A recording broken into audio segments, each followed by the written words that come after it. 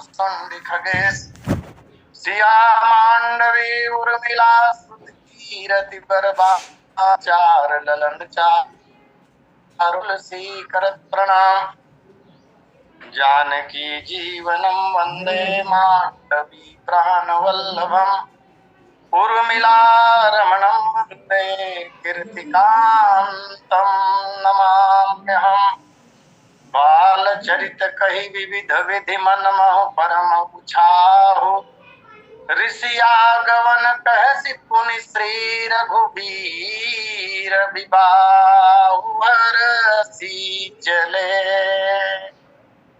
मुनि वृंद सहाया बेगी विदेह नगर नियराया पुर रम्यता राम जब देखी हर से अनुज समेत विसेखी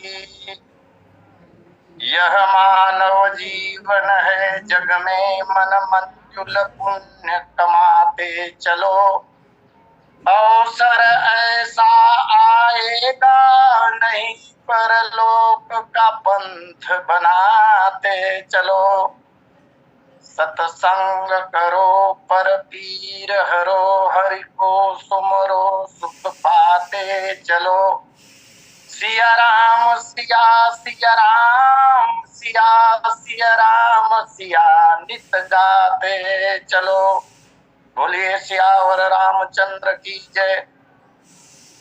परमाराध्य भगवान श्री सीतारामचंद्र जी महाराज,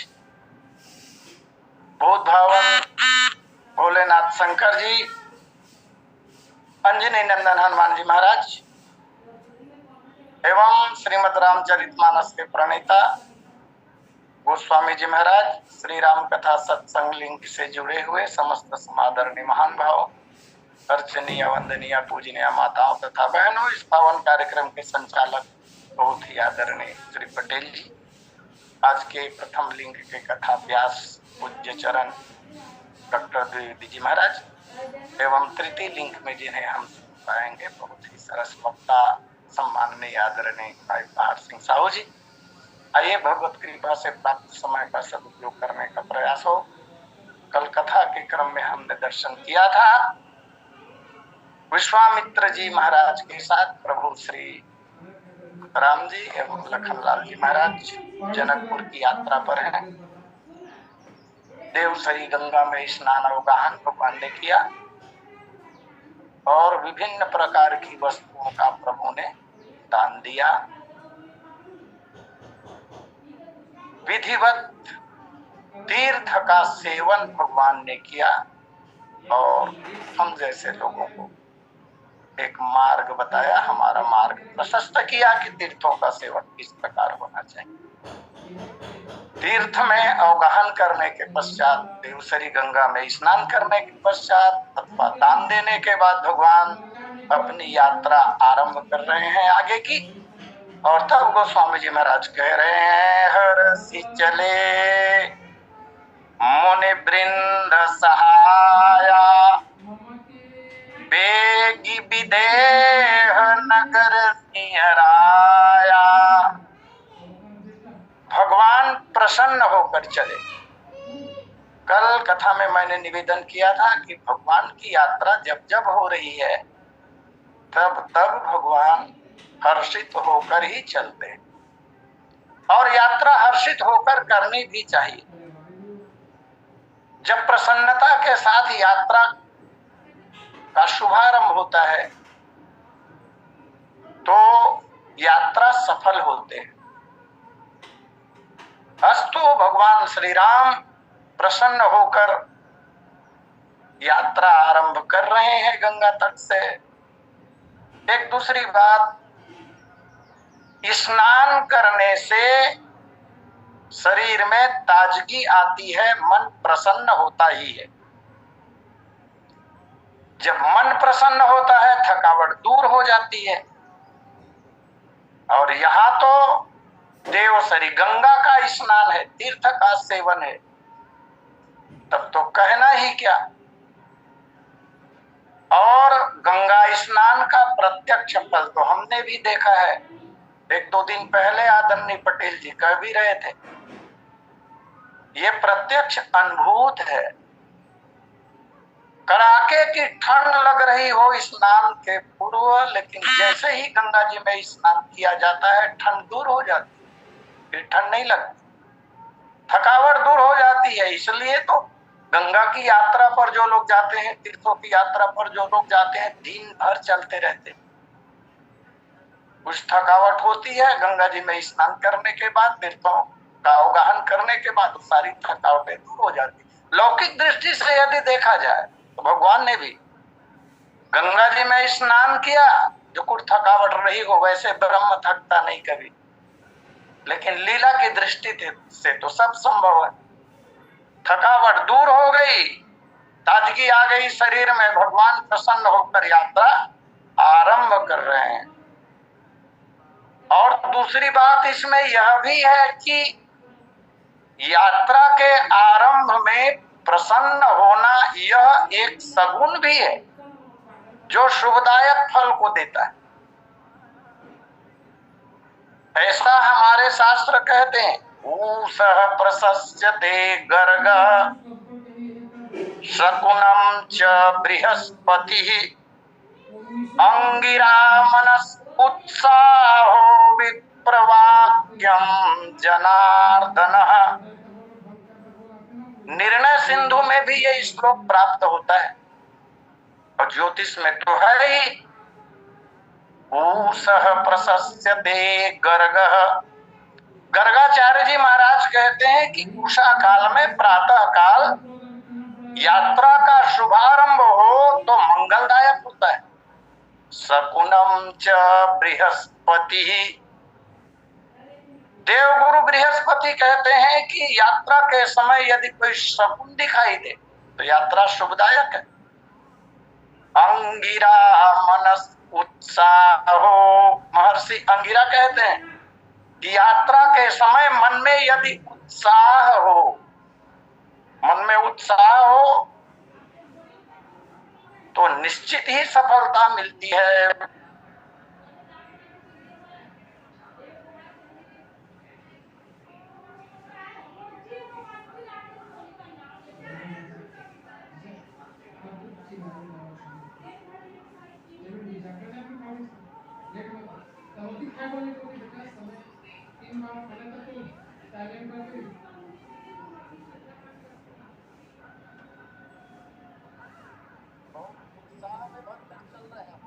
चले मुनि वृंद सहाया। केवल विश्वामित्र जी नहीं है, मुनियों की मंडली साथ में।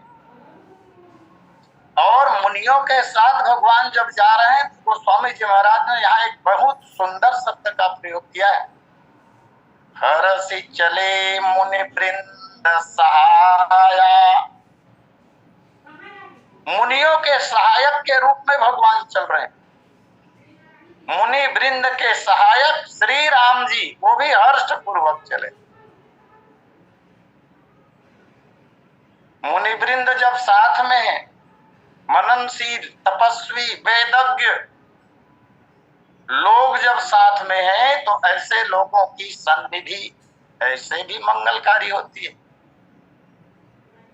और मुनियों के साथ भगवान तो कई बार चलते हैं। पुनि मुनि वृंद समेत कृपाला देखन चले धनुष मखसाला। चौपाई आगे आएगी। यहाँ जो सहाया शब्द है उस शब्द के बारे में विजया टीका में पंडित विजयानंद जी त्रिपाठी ने लिखा है। ये सहाय शब्द सेना के अर्थ में भी प्रयुक्त किए जाते हैं। जैसे भगवान की यात्रा में ही इस शब्द का प्रयोग एक जगह और हुआ है। सुनि मारीच निशाचर क्रोही लय सहाय धावा मुनि द्रोही। लय सहाय, अपने सहायकों को साथ में लेकर मारीच आया। के सहायक के रूप में चल रहे हैं। तदनुसार यदि अर्थ किया जाए तो ये दोनों भाई मुनि मंडली की सेना ही है। और जैसे राजा लोग सेना के बल पर विजयश्री को प्राप्त करते हैं, ठीक इसी तरह एक सफलता तो हमने देख ली है। विश्वामित्र जी महाराज के यज्ञ की रक्षा। आगे भी मार्ग में कोई अड़चन, कोई मुसीबत मुनियों के सामने आने वाली नहीं है, क्योंकि सहायक के रूप में प्रभु ही हैं। इनके रहते निशाचरगण मार्ग में उत्पात करेंगे नहीं, मुनियों को सताएंगे नहीं। इसलिए हरसि चले मुनि वृंद सहाया, अबेगी विदेह नगर नियराया। गोस्वामी जी महाराज की लेखनी ऐसी सशक्त, जैसे ही चलना आरंभ हुआ और शीघ्र ही जनकपुर के निकट पहुंच गए। कार्य और कारण दोनों साथ साथ दिखाई दे रहे हैं, अंतराल नहीं है। चलने और पहुंचने के बीच में ज्यादा कोई समय नहीं लग रहा है। ये बेगी शब्द के द्वारा मानसकार स्पष्ट करते हैं। बेगी विदेह नगर नियराया, विदेह नगर के निकट शीघ्र ही भगवान पहुंच गए मुनियों के साथ। इससे ऐसा भी लगता है कि गंगा तट से जनकपुर की दूरी ज्यादा नहीं रही हो। एक कारण तो यह भी हो सकता है, बहुत अधिक दूर नहीं रहा होगा, इसलिए जैसे ही चले और थोड़ी देर में माने बहुत शीघ्रता पूर्वक पहुंच गए। दूसरी बात, चूंकि प्रसन्न होकर यात्रा आरंभ कर रहे हैं और प्रसन्नता की स्थिति में मार्ग की दूरी समझ में भी नहीं आती, ये सब लोग जानते हैं। प्रसन्नता पूर्वक यदि यात्रा किया जाए, प्रसन्नता का भाव मन में भरा हो, तो कब हमने यात्रा आरंभ की, कब पहुंच गए समझ में ही नहीं आता। और भगवान प्रसन्न होकर चल ही रहे हैं। मुनि लोग तो सदा प्रसन्न रहने ही वाले हैं वितरागी होने के कारण, और प्रभु का सानिध्य प्राप्त है, तब उनके आनंद की क्या सीमा हो सकती है। अथवा चलने में शीघ्रता की हो, भगवान ने, राम लक्ष्मण दोनों ने मुनियों के साथ चलने में शीघ्रता किया हो। शीघ्रता करने के कुछ कारण दिखाई भी पड़ते हैं। सिद्धाश्रम से यात्रा जब आरंभ हुई है जनकपुर की, तो दो स्थानों पर तो वैसे ही रुकना पड़ा है भगवान को। एक अहिल्या का उद्धार करने के लिए, और उसके पश्चात गंगा जी के पावन तट पर स्नान अवगाहन करने के लिए 2 बार रुकना पड़ा। और जब रुके हैं उसके बाद यात्रा आरंभ की, तो हो सकता है शीघ्रता किए हो, चलो भाई रुकने में समय जाया हो गया, कुछ समय बीत गया, इसलिए थोड़ा डग बढ़ा लिया जाए, आदि विभिन्न कारण हो सकते हैं। इस तरह भगवान पहुंचे जनकपुर के निकट। और गोस्वामी जी महाराज ने यहाँ जनकपुर शब्द का प्रयोग नहीं किया।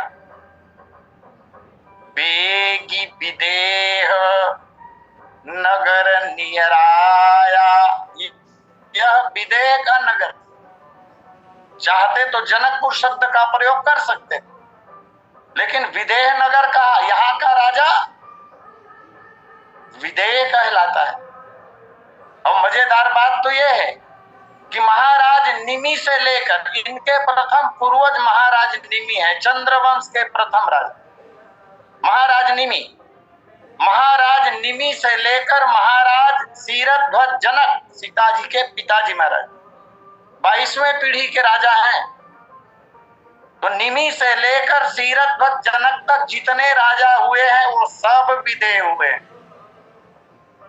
देहा शक्ति से ऊपर उठे हुए साधक, शरीर तो है इनका, लेकिन शरीर के प्रति आसक्ति इनकी नहीं। कुछ घटनाएं विदेहराज जनक कि जीवन की आती भी है। वैसे विदेहराज जनक हर साल एक बड़ा धार्मिक आयोजन किया करते थे, जिसमें बड़े बड़े ऋषि, महात्मा, विद्वान, तत्वज्ञ, आत्मज्ञ, ब्रह्मज्ञानी, वेदज्ञ ये सब आया करते। और विदेहराज जनक तो ठहरे ज्ञानियों के सिरमौर। याज्ञवल्क्य जी, देवर्षि नारद और सुखदेव मुनि जैसे लोग उनसे सत्संग करते। मैत्रेयी, गार्गी का आगमन होता था उस आयोजन में। हर साल की तरह इस साल भी आयोजन हुआ विदेहराज जनक का। सत्संग सत्र चल ही रहा था, गिरहनिवास से अचानक खबर आई, महाराज राजमहल में आग लग गई है। तो सब लोग जो आमंत्रित अतिथिगण थे वो सब राजमहल में ही ठहरे हुए थे। सब अपना सामान छोड़कर सभा मंडप में इस समय विराज रहे हैं। सत्संग सभा चल रही है। जैसे ही खबर मिला कि राजमहल में आग लग गई, सब लोग भागे। अब कोई अपना कमंडल बचाने के लिए, कोई अपना बिस्तर और लंगोटी बचाने के लिए। और जब भागे, जब पहुंचे वहां राजमहल में, तो क्या देखा? किसी का कपड़ा आधा जल गया है, किसी का कमंडल ही आधा जल गया है।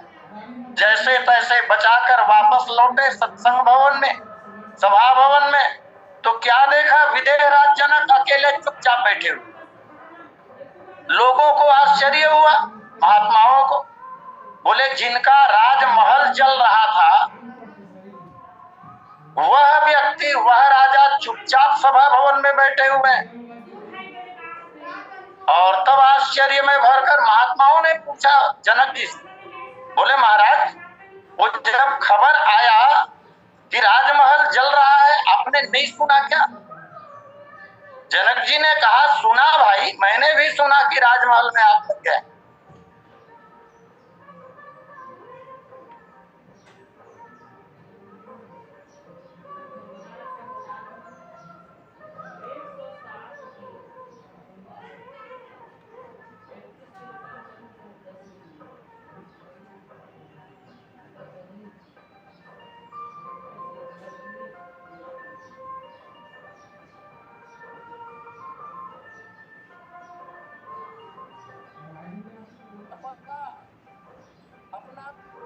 अपनी लंगोटी बचाने के लिए भागे और मैं भगवान की ओर बताने के लिए भागा, बताने के लिए कि महाराज जब ये सारी सृष्टि आपकी है तो मेरा राजमहल भी तो आपका है।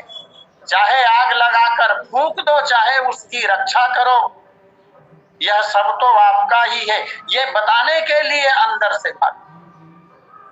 तब लोगों ने स्पष्ट रूप से देखा, बोले ये है विदेह, शरीर के होते हुए शरीर का भान जिसको लो। और एक बार तो कठिन परीक्षा ले ली लोगों ने। ये दुनिया ऐसी ही है, परीक्षा के ऊपर परीक्षा लेने वाली दुनिया है। सीता जी की कितनी परीक्षा हो गई। और भी जो धर्म के मार्ग पर चलते हैं उन्हीं की परीक्षा ज्यादा होती, अग्नि परीक्षा उन्हीं को देनी पड़ती। और तब मन में ढाढ़स बांधने के लिए एक विचार आता है, यार परीक्षा तो उसी की होगी ना जो एडमिशन देगा। जिसका एडमिशन ही नहीं हुआ वो क्या परीक्षा दिलाएगा? शायद इसलिए धर्म के मार्ग पर चलने वाले लोगों की परीक्षा ज्यादा होती। लोगों ने परीक्षा ले ली विदेहराज जनक से, चलो एक बार देखें ये विदेह है कि नहीं। लोगों ने आग का जलता हुआ अंगारा जनक जी महाराज के एक हथेली पर रख दिया। लोगों ने पूछा, महाराज क्या अनुभव हो रहा है, हथेली कैसी लग रही है? जनक जी ने कहा, मुझे नहीं पता। दूसरे हाथ में बर्फ का गोला रख दिया गया। फिर पूछा गया, महाराज ये हाथ कैसा लग रहा है? जनक जी ने कहा, मुझे नहीं मालूम। इस तरह देहाभिमान से ऊपर उठे हुए जनक जी जिस राज्य के राजा है, ऐसा राजा जिस राज्य में रहता है, संसर्ग जना दोष गुणा भवंती, ऐसे पुण्यशाली ऊर्जा से ओतप्रोत लोग जहां निवास करेंगे, उसकी ऊर्जा से वह स्थान भी प्रभावित हुए बिना नहीं रह सकता। तो जैसे महाराज जनक है, आगे वर्णन आएगा, जैसे जनक है ऐसे ही वहां के लोग हैं। जिस तरह जनक का भवन है ऐसे ही लोगों के भवन है।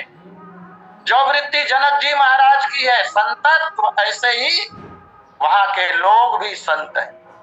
इन कारणों से उस स्थान की महानता का प्रतिपादन करने के लिए ही संभवतया गोस्वामी जी महाराज ने कहा, बेगी विदेह नगर नियराया। एक सिक्के के दो पहलू होते हैं। विचार करने वाले लोग दूर से जब जनकपुर को देखेंगे या देखे होंगे तो विचार भी किए होंगे कि जहां का राजा ही विदेह है, जहां के राजा को अपने शरीर से ही कोई लेना देना नहीं है, जिसके अंदर ममता का भाव नहीं है, जिसके जीवन में राग नहीं है, जिसने वैराग को धारण किया होगा, उसका नगर भला कैसा होगा। ऐसा राजा तो लापरवाह बेपरवाह होगा ना। ऐसा अनुमान जगत के लोग लगा सकते थे, लगाए भी होंगे। क्या ऐसे राजा का नगर कभी सुंदर हो सकता है, रमणीय हो सकता है, मनोहर हो सकता है, अथवा दर्शनीय हो सकता है? तो सीधा उत्तर प्रथम दृष्टया होगा, नहीं हो सकता। जहां के राजा को अपने शरीर से कोई लेना देना नहीं है, उसको राज्य की भूमि से, प्रजा से भी कोई लेना देना नहीं हो सकता। लेकिन इन शब्दों के सहारे, विदेह शब्द का आश्रय लेकर लोगों ने जो अनुमान लगाया, जो तर्क किए, जो अपेक्षाएं उनके मन में थी, वो सब के सब मिथ्या हो गए महाराज। ऐसा कुछ भी नहीं था, सब मिथ्या हो गए, सब फालतू के हो गए, अनुमान के विरुद्ध हो गए। जिस प्रकार से विदेह राज जनक अद्भुत है, ऐसे ही विदेह नगरी भी अद्भुत है। सीता जी के स्वयंवर के प्रसंग में तो जब श्री जी का विवाह हो रहा था, भगवान ब्रह्मा वहां आए और जनकपुर को जब देखा तो गोस्वामी जी महाराज ने सुंदर वर्णन किया है। विधि भयो आचरज विशेखी, वहां की सजावट को, विशेष सजावट को देखकर ब्रह्मा जी को विशेष रूप से आश्चर्य हो गया। विधि भयो आचरज विशेखी, निज करनी कछु कतहु न देखी। ऐसा अद्भुत नगर है। यहाँ कवि जो है वो कार्य और कारण दोनों को एक साथ कह रहे हैं। चलने में इतनी शीघ्रता दिखाई दी कि चले और पहुंच गए। इस तरह हरसि चले मुनि वृंद सहाया, बेगी विदेह नगर नियराया। इसकी स्थिति पर हमारे ग्रंथ क्या कहते हैं ये मैं निवेदन करूं। विदेह नगर ये एक विशेष स्थान है जो मगध देश के ईशान कोण पर स्थित है। उसकी राजधानी मिथिला है और इसी मिथिला को जनकपुर भी कहते हैं। ये मधुबती के उत्तर की ओर नेपाल में है। प्राचीन काल में नेपाल का कुछ भाग सीतामढ़ी, सीताकुंड, पुराने तिरहुत जिले का उत्तरी भाग और चंपारण के वायव्य कोण का कुछ भाग इस राज्य के अंतर्गत आते थे। वो है विदेह नगर। निकट पहुंच गए और अब भगवान राम ने देखा क्या पूर्ण रम्यता। राम जब देखी हर से अनुज समेत विशेखी। पूर्ण रम्यता राम जब देखी, दूर से जब श्री रामचंद्र जी महाराज ने जनकपुर की रमणीयता को देखी, तब देखा तो लक्ष्मण ने भी होगा, लेकिन दोनों भाइयों में प्रधान राम जी हैं। लखनलाल जी तो उनके अनुगामी है, इसलिए श्री राम को कहना ज्यादा न्याय संगत है।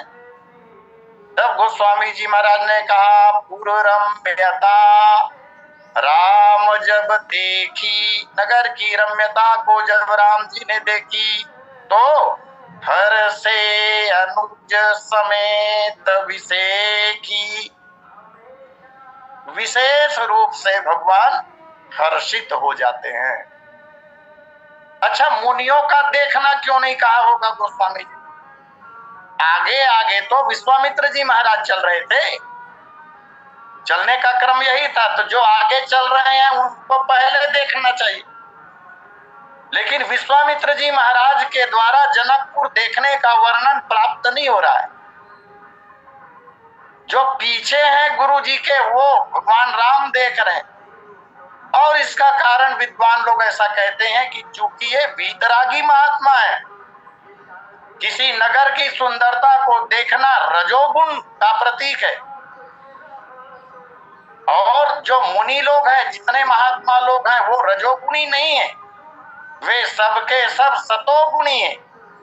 तो जो सतोगुणी महानुभाव होते हैं, वो लोग सत्व गुण से संबंधित वस्तुओं पर ही दृष्टि डालते हैं, उन्हें ही देखते हैं और प्रसन्न होते हैं।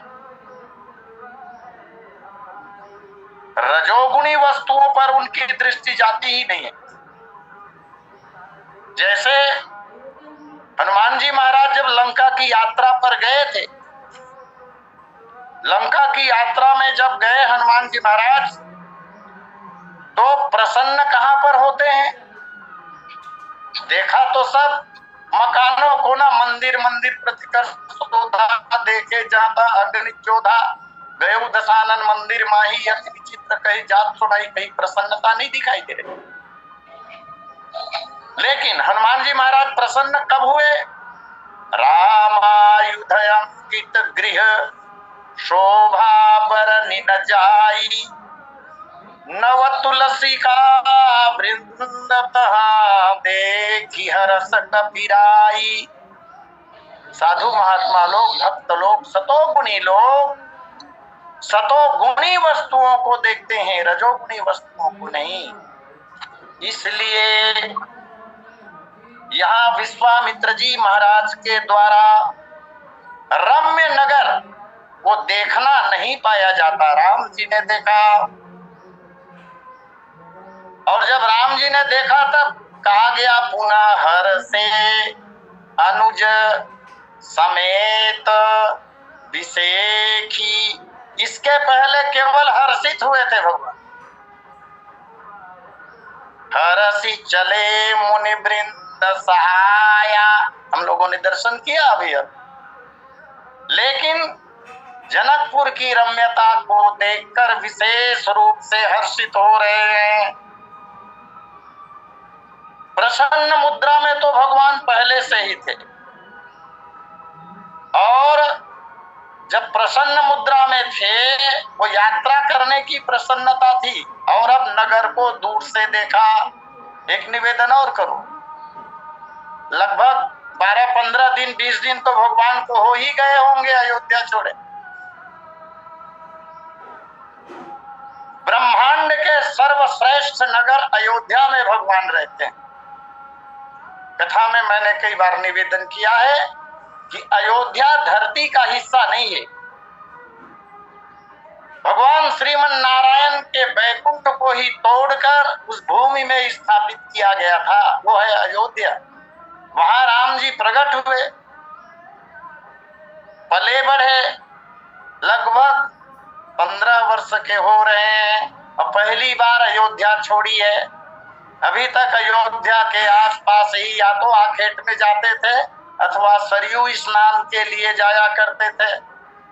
पहली बार अयोध्या को छोड़ा तो पहुंचे कहाँ? बोले जंगल में ही पहुंचे। गंगा जी को पार करते हुए सिद्धाश्रम में आए। माने नगरों का दर्शन छूट गया। और इस अंतराल में, अयोध्या छोड़ने से लेकर अब तक के अंतराल में, पहली बार भगवान किसी नगर को देख रहे हैं। अब तक पूरा खाली जंगल, पेड़ पौधे, महात्माओं की कुटिया यही देख रहे। तो भगवान ने अंतराल के बाद जब इस नगर को देखा, इसलिए भी अत्यंत हर्षित हो गए। दूसरा कारण, जैसे अयोध्या जो है वह ज्ञान की नगरी है। एक ही ब्रह्म कुछ वर्षों के अंतराल में दो रूपों में प्रकट हुआ है। गिरा अर्थ जल बीच सम कहियत भिन्न न भिन्न, बंदौ सीताराम पद चिन्हि परम प्रिय खिन्न।